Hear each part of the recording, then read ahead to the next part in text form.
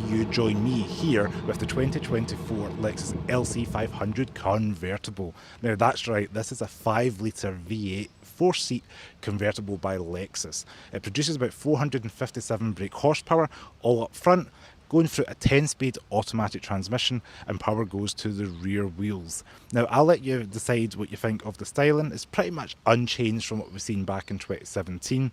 I think it still looks handsome and striking and eye-catching.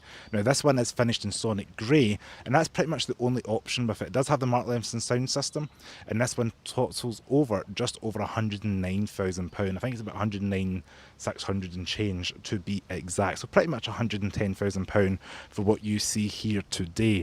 Now in this video I'm going to give you a quick overview of the cabin, what it's like to drive, and just what it's going to be like to kind of experience the LC convertible. Previously on the channel I have driven the LC 500 Inspiration Series as a coupe, and you may have seen my LC 500H multiple times, so this is a good kind of full circle moment here in the LC lineup, because I've driven the coupe hybrid, coupe with the Inspiration Series V8, and now we've got the V8 convertible, and this is the last final model here for it in the UK. It's pretty much cancelled now. So this is going to be one of the last ones, and this is a 2024 model, which crucially does give some updates to the inside. For better or for worse, I will let you decide when we go on the inside. But just have a quick look at the design of it. What do you think of this rear flatbed here? I think it looks quite handsome. Do you know it is a cloth top, and I'll put some overlays of the roof. But yeah, that is like a pretty nice, sleek design. A little bit less kind of floaty from my SE430. But yeah, it's quite a striking design, and I quite like this little bit here with a little light brake light on the boot lid, which is different. So there is no deployable spoiler or fixed spoiler that you might have seen in other LC models. Now we are in the gorgeous, this is weird, it's September here in Scotland, and we do have some sunshine. But yeah, let's crack on with the video to show you the rest of the car. So we do have, of course, flush door handles, and when you go to open them, we do have a little Lexus logo on the same handle, the same as you would get in the coupe. And the same kind of greeting with the Lexus and Lexus LC on the carpets. This one is finished in that ochre tan interior. Also being a convertible, you're going to notice this little latch up here. This one puts the roof up, and then this one is going to be for the windows to go up and down all at one touch of a button.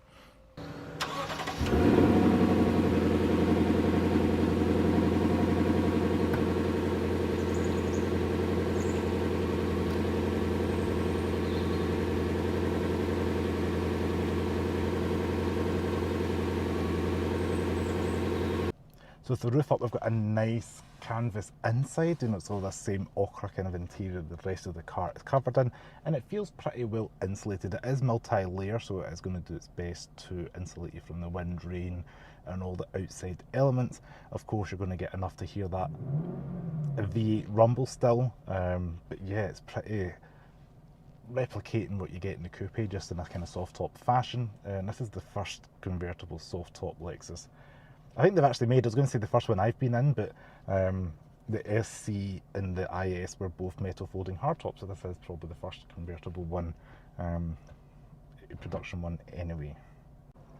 So this is the Lexus 12.3 inch touchscreen, Lexus Premium Navigation so well, and it is, as you can see, running the new UI that we've seen in the modern Lexus and Toyota products, from the LBX to the ES, etc., which means it's fast and responsive. You can touch these icons on the right hand side here and switch through things that you may want.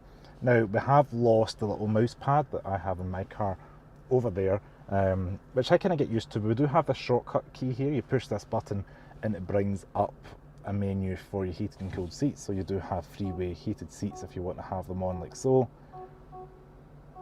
You can even put them in auto as well, let the car decide what you want it to be. Day like today, allegedly 20 degrees apparently. In September, we're going to be leaving that in automatic. Now, as you can see, nice fast responsive. Won't cover it too much in today's video because I've done it in other Toyota Lexus videos, but that is a little kind of update for this LC. Now if I put it into reverse, is where you're going to see the cameras pop up. They are 3D 360 cameras, so this is quite a cool little design here. You can touch in and zoom in where you want it to be. and when you drive it's going to remember kind of what was below, so you almost see underneath the car, similar to other Toyota products. I think that's quite cool, and it just means you're able to do a little bit parking neat things, you know, without having to worry about scraping the nose in a multi-storey car park, etc.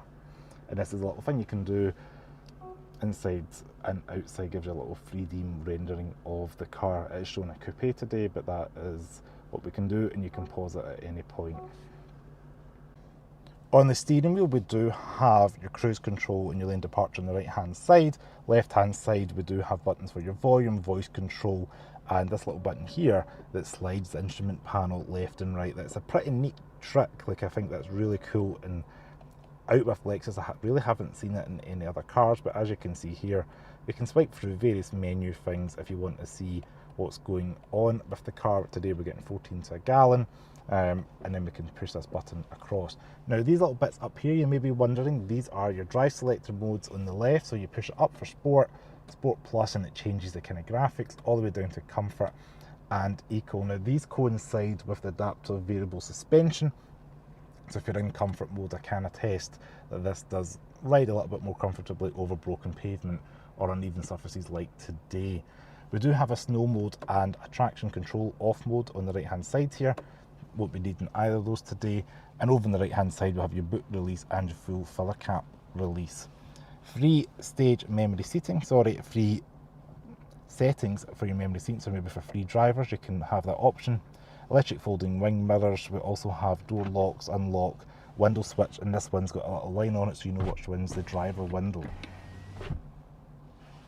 Overall material quality is nice and what you'd expect of a 100 grand plus car. This one's 109 as mentioned, and yeah, it's a nice place to be.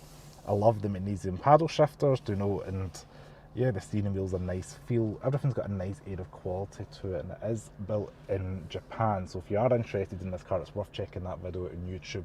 It's built at the same factory they built the LFA in, and that's pretty impressive. Now, the seats in this car are heated and ventilated, and as you can see, these have got a nice calming kind of beige tan interior, which I think I quite like. You know, this was one of the colour options I was going to originally go for myself, so I am quite a fan of this colour combo. If it was me, I'd probably have like a green with a tan roof on the exterior, but yeah, this one's quite nice in the Sonic Grey. Now you may be wondering, this car is just over 4.7 metres in length, 1.9 metres wide, and it's got a height of just 1.35 metres. Wheelbase is about 2.8 metres. And the fuel tank is 82 litres, which means at a full tank, you're probably going to be seeing about, what, 100 odd miles of range. Let's just see what we've got there. So we've got 14.1 to a gallon, and if I scroll down, 125 miles, and we've just got about half a tank, so probably about 250, 270 miles of range out of the tank of petrol. Now there is no heads-up display in this car, but we do have this nice Alcantara material on top of the dash, and it is a very plush place to be. Now we've got little things as well, like your little touch capacitive buttons for your lights up here, and on top of the visors, they're covered in this vinyl rubbery material, and I have noticed for 24 we do have this little cutout here. Don't know if it's just for the convertible or the 24 model, but we do have that there, so it helps with the sun, I guess. Because these seats are multi-way adjustable, I do have plenty of headroom, shoulder room, and I can get myself easily adjusted with the electric steering column as well. So if you are a tall driver, or at 6 foot plus, you're probably going to find it comfortable for you. The seats themselves are, you know, they are kind of semi more sporting than grand touring in terms of feeling. The side bolstering, you can adjust that at a touch of a button. There's a little circular button at the side of the seat. Touch that and it can adjust the bolster slightly. Now if you're wondering, this is what the boot space is like with the top up.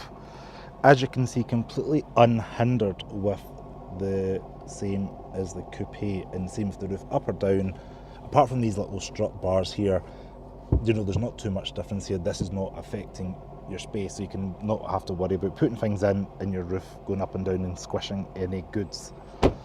So we're going to be driving the LC. So I'm going to put the roof down just because we can, and it's a nice sunny day here.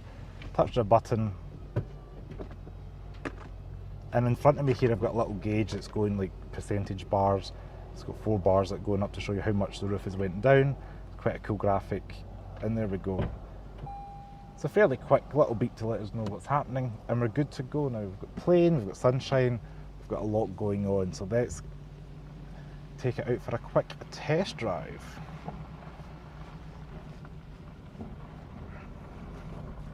Now I'm on uneven surfaces here, which is super fun.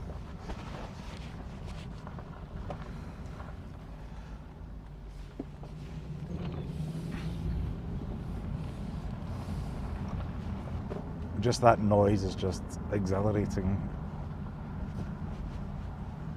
I'm telling you, the V8 is the one to get if it's your second or third car. It sounds so good. I know here in Europe you're taxed differently and it might not be possible to get a 5 litre, but honestly, the sound is exhilarating. Now let's put it into uncomfort mode, so I'm just going to join this A-roads, so just put it into sport and see what happens in a second. It's a very busy road here today.